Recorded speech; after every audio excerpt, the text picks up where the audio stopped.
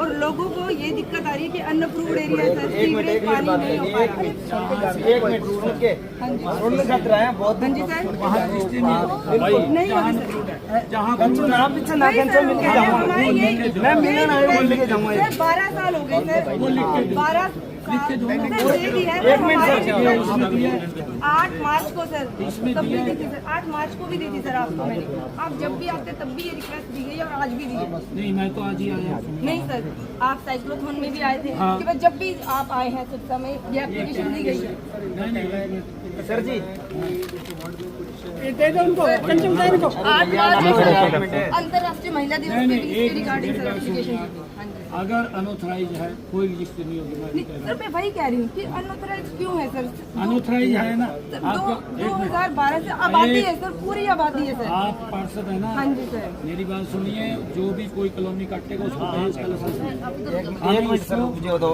एक नियम के अनुसार बसाना। सर पर ये नहीं है आप कोई कहीं सर का आप ही ने 2016 में अधिनियम जो जारी किया था सर, उसमें आपने कहा था कि आबादी का जो एरिया है उस आबादी के एरिया को 2016 के एक्ट के अधिनियम के बाद डिक्लेयर्ड एरिया किया जाएगा, पर सर्वे नहीं की गई। आबादी 2003 नहीं, नॉर्म नहीं पूरे। नहीं सर, पूरे हैं सर नॉर्म सर आप के। कहने से थोड़ी पूरे होंगे। जो पैरामीटर बना हुआ सर है पैरामीटर अधिनियम के हिसाब से डिक्लेयर्ड है सर वो एरिया। एक मिनट वही तो वार्ड नंबर 2 की एमसी चंचल रानी। आज से पहले भी 8 मार्च जब महिला दिवस था, अंतर्राष्ट्रीय महिला दिवस, इसके रिगार्डिंग मैंने एप्लीकेशन दी थी सीएम साहब जी को कि जो हमारे एरिया के अंदर रजिस्ट्रियाँ बंद हैं, खसरे बंद है, किला बंद है, उनको रजिस्टर्ड किया जाए, उनको रेगुलराइज किया जाए। क्योंकि 2016 के अंदर इसी सरकार में जो एक्ट पास हुआ है अधिनियम, उसमें ये कहा गया है कि किसी भी तरह की मूलभूत सुविधाएं हैं, कुछ भी है, और जो एरिया आबादी वाला है डिक्लेयर्ड एरिया करके उसकी रजिस्ट्री ओपन किया जाए। मैं सरकार से या जो विभाग है उनसे भी पूछना चाहती हूँ, 2012 से जो एरिया चित्रगढ़ पट्टी में आज आबादी का है और आज 2026 हो गई, 2012 से लेके 2026 तक 3 बार सर्वे हुई है। क्या उन सर्वे में कभी भी उन्होंने रिपोर्ट ऊपर भेजी है कि वो आबादी का एरिया है? और अगर वो आबादी का एरिया है तो वो एज़ पर द रूल तो वो डिक्लेयर्ड होना चाहिए था, वो अप्रूव्ड होना चाहिए था।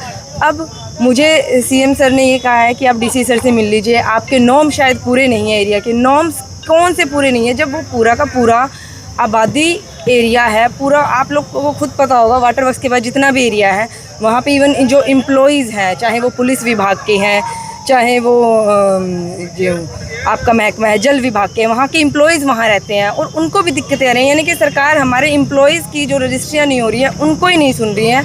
उसके बावजूद भी पहले भी टाइम में मीडिया के अंदर एक अभी तो फ़िलहाल मुझे नाम नहीं लेना चाहूँगी, जो तहसीलदार से उनकी डेथ भी हो गई और अनअप्रूव्ड एरिया की खुले के अंदर मान के उसको रजिस्ट्रियाँ की गई थी।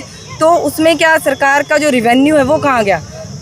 लोग परेशान हो रहे हैं। जो कलेक्टर रेट है वो मार्केट रेट के इक्वल नहीं आ रहा। किस वजह से? क्योंकि वो अनअप्रूव्ड है। अगर वही अप्रूव्ड होगा एरिया तो वो मार्केट रेट के इक्वल आएगा, रिवेन्यू बचेगा सरकार का। मुझे ये बात कहनी नहीं चाहिए, पर फिर भी क्योंकि 3 महीनों से या 1 साल से मुझे लोगों को देखते हुए लोग कह देते हैं जी आपने वोट ले लिए, सीवर नहीं डलवा रहे हो, पानी नहीं डलवा रहे हो, सड़कें नहीं बनवा रहे हो। हमारे पास क्या जवाब है उनके लिए कि अनअप्रूव्ड है, इस वजह से कहेंगे वोट के टाइम में तो अप्रूव्ड का कोई इशू नहीं था। अब ये बात जब हम सरकार को कह रहे हैं, ठीक है हो सकता है सीएम साहब के पास इतना बड़ा हरियाणा एक जगह है, एक राज्य है, बहुत से लोग हैं, बहुत सी समस्याएं उनके पास पता नहीं उन्हें कि ऐसी भी इश्यूज़ हैं, तो हम उन तक पहुंचा रहे हैं। ग्राउंड लेवल पे जो एक निचला स्तर होता है जो लोगों तक अपनी बात पहुंचा सके, या तो वो सरपंच होता है या वो एमसी होते हैं। अब जब हम एमसी और ग्राम सरपंच या सरपंच अपना चैनल डायरेक्ट खुद सीएम साहब को बता रहे हैं कि ये इशू आ रहा है, और ये जब पहले भी जब अंतर्राष्ट्रीय महिला दिवस था तब भी एप्लीकेशन दी गई थी, और 3 महीने होने के बावजूद भी इस पर अभी तो कुछ नहीं। इसका मतलब क्या? विभाग ने इस पर कुछ भी नहीं किया। इसका तो सीएम साहब को पता नहीं है, तो इसका तो हमें बताना पड़ेगा सीएम साहब को कि जी कुछ भी नहीं कर रहे हैं, क्योंकि उनके पास इतना बड़ा राज्य है। कौन कौन सी चीज़ें और विभाग क्या कर रहे हैं, उसके बीच का जो लूप होल्स है, जो एक स्टेप होता है वो गायब है, तो वो तो हमें ही बताना पड़ेगा एमसी को। क्या हम एमसी सिर्फ एज अ मीडिएटर रह गए हैं कि अगर हमें पानी बंद करवाना है हम लोगों से रिक्वेस्ट करो, फिर भी रिक्वेस्ट करो तो लोग हमारे खिलाफ कंप्लेंट करें? क्या सिर्फ हम लोगों की समस्याएं, या डीएमसी सर ने भी कहा कि आप लोगों को जागरूक कीजिए, हम लोगों को जागरूक कर भी रहे हैं। अगर कोई स्पीड से गाड़ियां लेके जा रहे हैं हम उन्हें कह रहे हैं रोकें, पर उसके बावजूद लोग हमें उल्टे धमकियां दे रहे हैं या जब हम लोगों को कह रहे हैं कि पानी वेस्ट ना कीजिए और अगर आप करते हैं तो विभाग के पास की कार्रवाई होगी, उसकी कंप्लेंट्स कर रहे हैं लोग।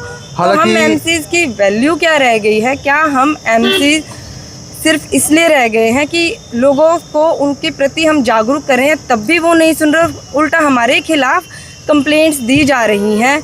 तो क्या हम चुपचाप बैठे रहें? और मुझे लग रहा है कि बहुत से एमसीज ने एफर्ट्स भी किए और आज सिनेरियो ऐसा आ गया, कई एमसीज तो कहते हैं जी हम तो थक चुके हैं, अब हमें नहीं बोलना, जो जैसा चल रहा है चलते रहे। पर मैं उन एमसीज से भी कहती हूँ कि हमें 5 साल के लिए लोगों ने बनाया है, हमारी ड्यूटी है, आप आइए। अगर आपको चाहे कमेटी में भी बुला रहे हैं तो एब्सेंट मत रहिए, आप वहाँ पे आइए, ज़रूर आइए, क्योंकि लोगों ने आप में अपना विश्वास दिखाया है। और ये मुद्दा सिर्फ मेरे वार्ड का नहीं, पूरे सिरसा का है। अगर रजिस्ट्रियाँ ओपन होंगी तो लोगों को फ़ायदा होगा और ये अप्रूव्ड अनअप्रूव्ड वाला खेल ख़त्म होगा। तब ना तो पब्लिक हेल्थ कहेगा कि हम सीवर की लाइन नहीं डाल रहे हैं, पानी की लाइन नहीं डाल रहे हैं, ना कमेटी कहेगी ये हवाला देके कि जी अनअप्रूव्ड है, हम यहाँ गलियाँ नहीं बना रहे हैं। आपको भी पता होगा सरोज रोहिला जी, मुकेश रोहिला जी चिल्ला चिल्ला के कह रहे हैं कि हमारा एरिया अनअप्रूव्ड है, यहाँ सड़कें नहीं बन रही, विकास नहीं हो रहा। जब आबादी है, आप सर्वे ग्राउंड लेवल पे चेक करवाइए कितनी आबादी है, डिक्लेयर कीजिए उस एरिया को अधिनियम 2016 के तहत। डिक्लेयर करने के बाद वो रेगुलराइज होएगी कॉलोनी। अगर हम डीटीपी के पास जाते हैं, डीटीपी कहते हैं जी रेगुलराइजेशन के पास हमारी एप्लीकेशन नहीं आई है। हम कमेटी के पास जाते हैं या तहसीलदार के किसी विभाग में जाते हैं, कहते हैं जी रेगुलराइजेशन का हमारा नहीं होता, डीटीपी सर्वे करके देगी, ऊपर जाएगा, फिर उसके बाद हमारे पास रिपोर्ट आएगी, फिर हम टिक करेंगे। तो मुझे तो ये नहीं समझ आ रहा कि कौन सा विभाग क्या करेगा। सभी अपना पल्ला झाड़ रहे हैं और जब विभाग अपना पल्ला झाड़ना शुरू कर देता है तो एक एमसी, एक पार्षद और एक नेता होने के तौर पे हमें जनता की आवाज़ के लिए बुलंद होना पड़ेगा और बोलना पड़ेगा। तो मुख्यमंत्री साहब को आपने पहली बार शिकायत दी है, इससे पहले भी कई बार शिकायत आपने दी है?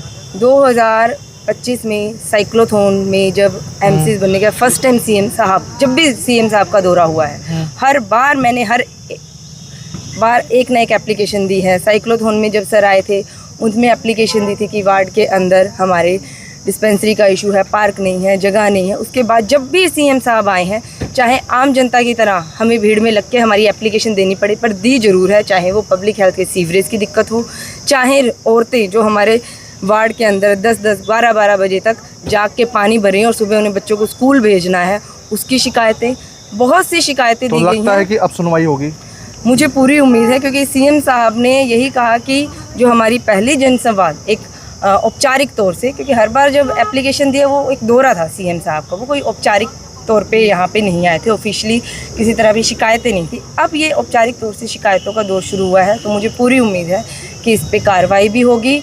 और अगर सीएम साहब तक मेरी अगर ये आवाज़ पहुँचती है तो मैं यही कहूँगी, अगर आप राम राज की बात करते हैं तो राम राज तभी आएगा जब राजा राज्य में एरिया एक बार सर्वे ज़रूर करे। आप राजा हैं अगर हमारे हरियाणा के, तो हमारे सिरसा में एक बार पैदल चल के या आप अपनी गाड़ी से ही राउंड करके देख लीजिए, चित्रगढ़ पट्टी से आनंद विहार होते हुए, आनंद विहार से जो पूरा मंडी का एरिया है, एक राउंड कर लीजिए, आपको आइडिया हो जाएगा कि हम जनता किस तरह से रह रहे हैं और मॉनसून में कितने एक्सीडेंट होंगे, ये भी हमें नहीं पता।